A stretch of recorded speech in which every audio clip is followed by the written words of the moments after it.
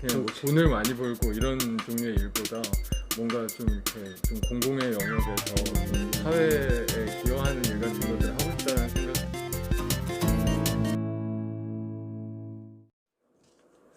자, 오늘 뉴스장터가 진행하는 4.15 총선 이들을 주목하라고 하는 코너에 정말 신선한 우리 후보를 한번 모셨습니다. 대전 동구를 지원하고 있는 장철민 보좌관, 지금도 보좌관이라고 그래요. 근데 이제 이분이 동구를 노리고 보좌관을 조금 있으면 사퇴를 하고 동구의 후보로 나서기로 했습니다. 자, 반갑습니다. 안녕하십니까. 안녕하세요. 예, 예. 여기 내가 프로필을 보니까 네. 지금 나이가 지금 37입니다. 37. 네, 83년생. 네. 근데 홍영표 의원의 보좌관을 여기 보니까 7년 전서부터 했어요? 몇 년도서부터 했어? 2012년에 처음으로는 그 7급 공채를 로 해서? 예, 의원실에서 7급 비서를 뽑고 있어서 그때 이제 비서로 들어가서 뭐 비서관 되고 보좌관 되고 뭐 원내대표실 할 때는 실장 되고 뭐 그렇게. 그리고 최근에는 네, 무슨 했었습니다. 정책실장이면은 2급 상당이네요. 네네. 상당히 높아졌네. 네. 그리고 이제 지금도 아직 사표는 안 냈나요? 사실은 이제 뭐 의원님이랑 상의해서 이제 사표는 낸 거나 다름이 없는데 이제 후임자 인수인계 과정을 조금 해야 돼서 네네 곧 정리될 예정입니다.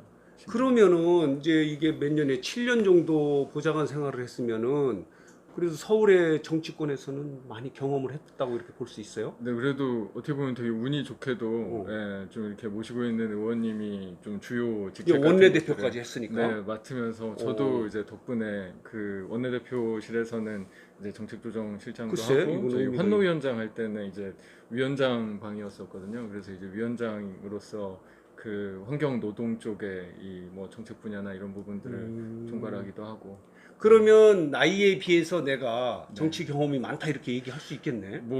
그럼 운이 좋게도 사실은 그렇습니다. 이게 그 사실은 30대 보좌관도 흔치는 않습니다. 많지 않아요. 이제 거의 지금은 보좌관들도 이게 전문성들이 되게 강해지고 워낙 이제 입법적이나 그 정부 정책을 감시하고 하는 것들이 조금 예전보다 난이도들이 좀 올라가고 하다 보니까 지금은 거의 이제 보좌관들도 사실은 이제 40대 후반, 뭐 50대 초반 선배님들이 그렇게. 사실은 가장 주류고요. 그러면 당에도 거의 많죠. 30살부터 보좌관 한 거야? 사실은 이제 처음에 7급 비서로 들어가서 어쨌든 간에 그게 네, 이제 보좌진이야. 보좌진. 네네네 2년 하니까 이제 의원님께서 7급에서 2급까지 간 거네. 이야, 대단하네. 2급이면은 뭐예요? 이사관?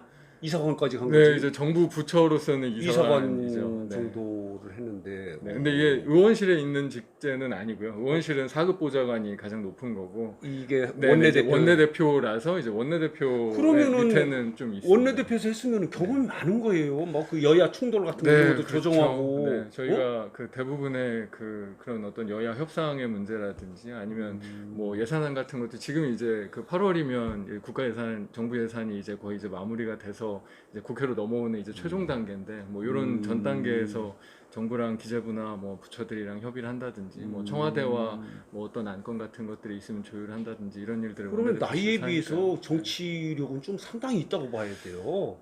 네, 그래도 그건 뭐 장점으로 볼 수 있는. 많이 배웠습니다. 많이 배우고 그 실제로 이제 한복판에서 또 이게 겪게 되는 좀 살아 알게 되는 일들이 좀 있으니까요. 네. 아니 여기 이력에 보니까 서대전 고등학교를 졸업해서 서울대 정치학과를 나왔어요. 네, 네, 그렇습니다. 그 재수 안 하고 바로 간 거예요? 네, 바로 갔습니다. 이야, 대단한. 혹시 뭐 아버님이 도와주고 그런 건 없었나요? 고등학교 아니 대학교 갈 갔는데요. 때. 요새 뭐 등록금을 내주셨죠. 도와주긴 도와줬구나. 장학금 많이 못 받으셨나?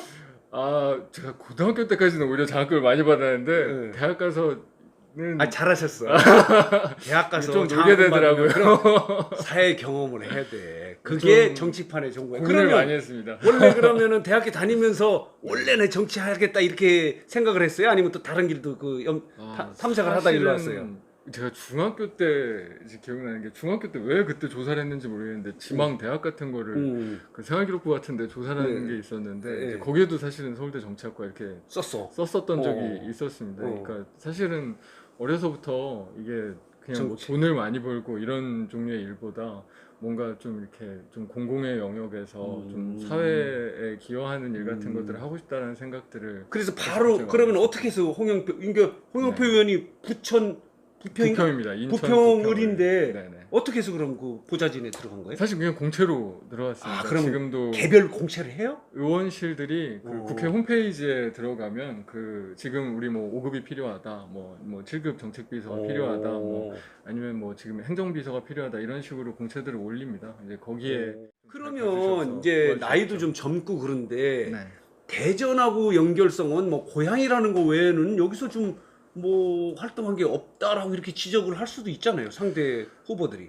그건 뭐, 좀 약점이라고 네, 볼 수도 있는 거 아니에요? 활동 자체는 여의도에서만 한 거는 맞습니다. 음. 여의도 그 국회에 사실은 뭐 또 그냥 이제 홍영표 의원이 이제 제가 갔을 때도 처음에도 이제 환경노동위원회 간사였고 이제 그 다음에도 뭐 산자위 간사, 뭐 산자위원장 직무대행, 환경노동위원장, 그 다음에 이제 원내대표까지 사실은 계속 중책들만 이렇게 맡으셨습니다. 그래서 이제 보좌관 역할도 좀 셌겠구나. 네네. 그래서 사실은 어떻게 보면 개인의 삶은 거의 없었죠. 정말 아침 일찍 출근해서 뭐 주말도 없이 정말 7년이 동안 뭐 어떻게 보면 제 맘대로 휴가 한 번 사실 제대로 간 적이 없을 정도로 일을 많이 했죠. 했구나. 네. 근데 이제 어쨌든 간에 더불어민주당으로 이제 도전을 하면은 경선을 해야 돼요. 네. 경선을 할 수밖에 없어. 네네. 근데 지금 기존에 있는 강내구 위원장인가요? 네네. 지역위원장. 위원장이죠. 네네. 그리고 이제 변호사 한 분 정경수 여성분도 네네. 이렇게 도전을 하고 변호사들이시고 또 다른 분들도 또 한 번 계시고요. 뭐 네. 동구에 뭐 비서실장 하는데 어쨌든 경선하는데 권리당원 많이 좀 확보했어요? 네, 처음에 솔직히 걱정을 좀 많이 하고 내려오기는 했는데 그래도 좀 운이 좋게도 도와주시는 분들을 뭐 많이 해서 만나게도 권리당원 되고. 확보도 했고. 네, 그래서 제가 원래 계획하고 목표했던 것보다는 사실은 초과 그래요? 달성하고 해서 그러면 네. 이 영상 잘 만들어 갖고 이제 권리당원 50%, 일반 여론조사가 50%잖아요. 네, 맞습니다. 지금 인상이 너무 좋아가지고 나는 원래 오실 때 네. 나이가 좀 젊어가지고 뭐 경험이 없고 좀 너무 일천한 거 아니냐 이렇게 했는데 지금 들어보니까 사실은 보좌관이 말이죠. 국회의원 뒤에서 조정하는 상당한 권력기관이에요. 정부 부처 사람들은 보좌관을 너무 무서워해. 그거를 물론 뭐 보좌관은 좀 뒤쪽에 했지만 보좌진으로 7년 했다 그러면 사실은 정치력은 대단한 분이야 이런 분들. 그러니까 나이에 비해서 정치력은 그건 있는 것 같아. 어쨌든 문제는 뭐냐면 예선 통과 안 하면 모든 게 항해요. 물론이죠. 그래서 네. 이제 권리당원 많이 확보했다니까 어쨌든 우리가 지금 4.15 총선 이들을 주목하라 하는 이 코너를 통해서 내가 누구다. 그래서 일반인들이 알도록 해야 돼요. 네. 그런 부분에서 이제 우리가 이 코너를 만들었는데 나는 뭐가 장점이야. 나는 왜 나를 뽑아줘야 된다는 한번 자랑 좀 해봐. 내가 하면 잘하겠다 하는 게 있을 거 아니에요. 그런 걸 얘기를 해줘야지.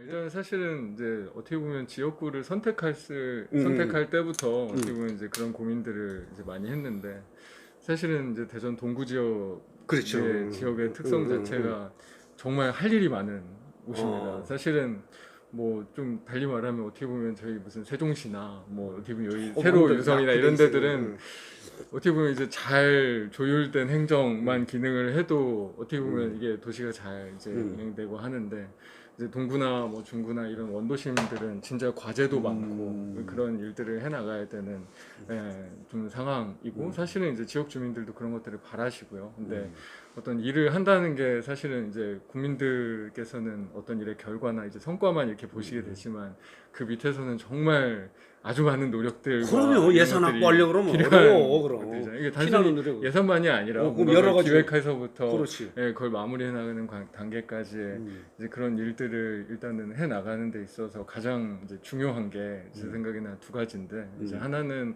어쨌든 좀 일을 해본 좀 일머리가 있어야 되고 이게 도대체 이게 잘한다.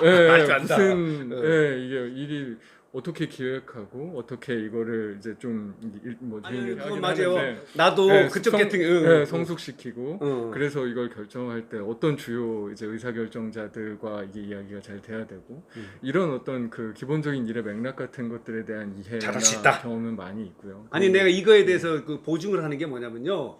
국회의원 초선되잖아요. 국회 가가지고 화장실 찾는데 1년 걸린다고 그래요. 우리 네. 장 후보를 만약에 보내면 화장실 하루만 안 찾아도 할 수 있어요. 국회 구조가 그렇게 어렵다는 거예요. 근데 이제 뭐 이건 농담이고 어쨌든 간에 아까 집에서 일머리 집에서보다 국회에서 더 오래 있었습니다. 그러면 뭐 화장실 잘 찾으니까 내가 일을 기획하고 네. 뭐 예산도 따오고 뭐를 할 때 네. 잘할 수 있다. 근데 나도 그 나이만 보고 오늘 처음 뵀는데 상당하네.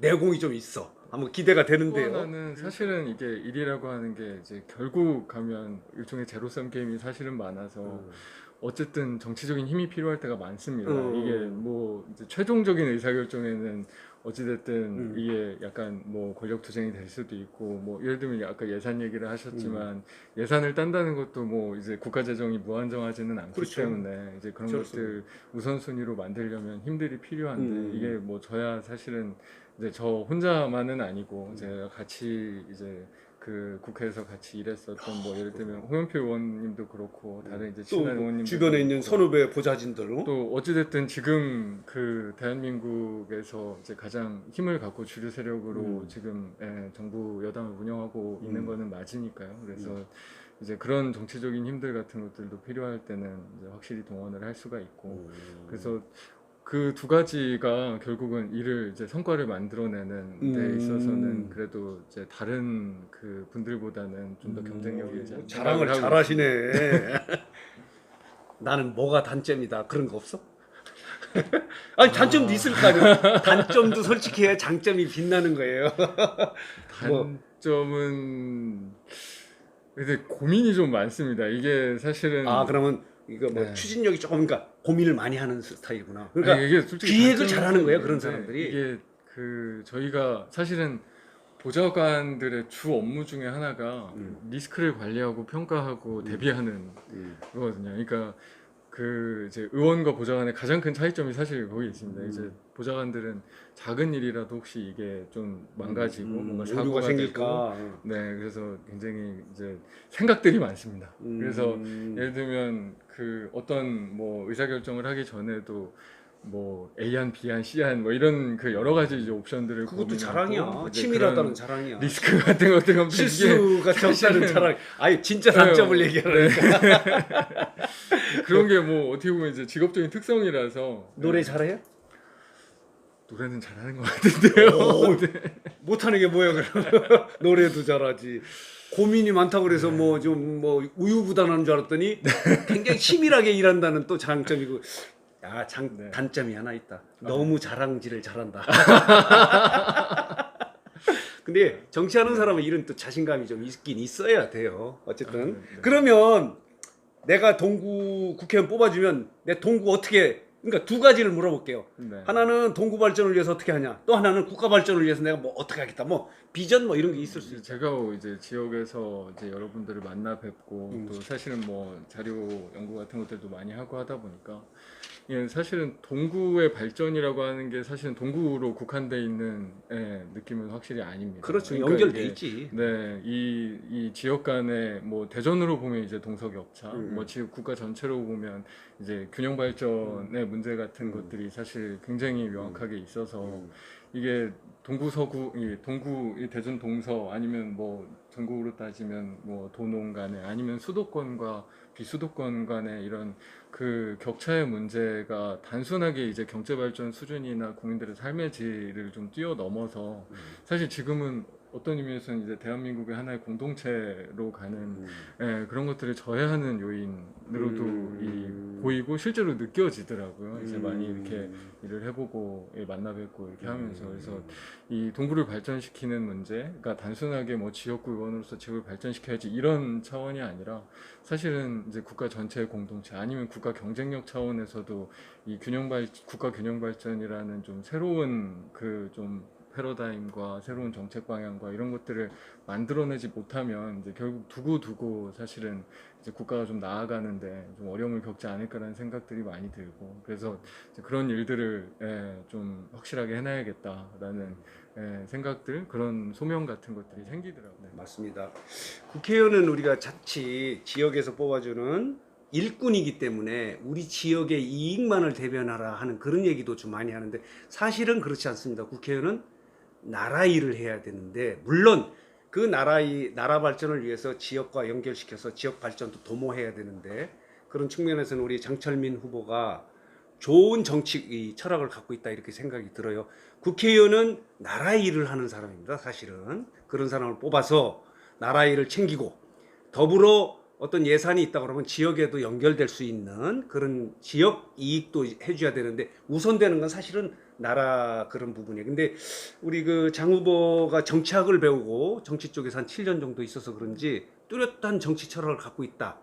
예산을 딴다는 것도 그러니까 내가 힘이 세니까 내가 국회의원이니까 예산을 달라 이런 식으로 사실은 이제는 안 따집니다. 그러니까 그 좀 더 이제 이 국가 발전 전체 이제 시의 발전 이런 그 국민들의 삶 뭐 이런데 더 많은 효과 같은 것들을 주는 사업이다라는 것들을 그 정확한 명분과 논리와 근거 같은 것들을 만들 수 있을 때 사실은 뭐 예산을 확보하는 것들도 다른 이제 지역이나 이런 데부터 경쟁력을 가질 수 있는 거거든요. 그러니까 단순하게 그냥 뭐 시가 만들어낸 예산, 그냥 지역 주민이 원하는 그런 예산이 아니고 이제 그런 그 예산 항목을 만드는 과정에서부터 이게 얼마나 이제 전체 국가나 이제 지역의 발전적인 그 효과를 내는지부터 잘 조율하고 잘 만들어야 사실은 이게 이 예산도 확보가 되는 거거든요. 이제 그런 일들을 사실 기초부터 잘 다지고 해서 이제 사업들도 만들고 예산도 따고 이렇게 해야 돼요. 그 장철민 후보가 계속 말 시키면은 하루 종일 해야 될 것 같습니다. 그래서 우리 시간이 제한돼 있기 때문에 네. 마지막으로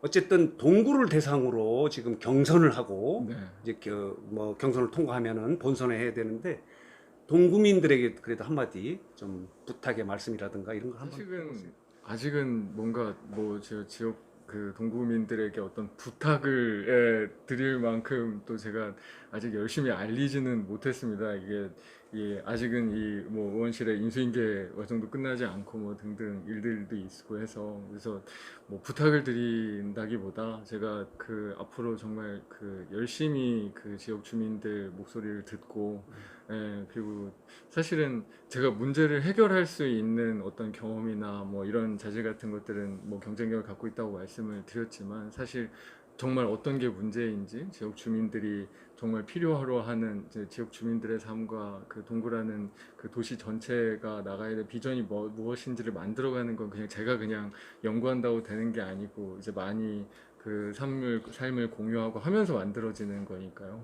그래서 이제 그 지역 구민들께서 이제 정말 이제 그 자신들의 삶을 위해서 또 이 지역의 발전을 위해서 이런 것들을 해야 된다. 네가 가서 이런 것 좀 해결해 봐라. 뭐 이런 그 이야기들 그리고 이 본인들의 삶의 어려움이나 뭐 그 바라는 점들을 많이 말씀해 주시고 하셨으면 좋겠다라는 일종의 그 부탁 다짐 뭐 이런 걸 말씀을 드립니다. 우리 이건 짧은 시간이지만 우리 장철민 후보 얘기를 들었는데요.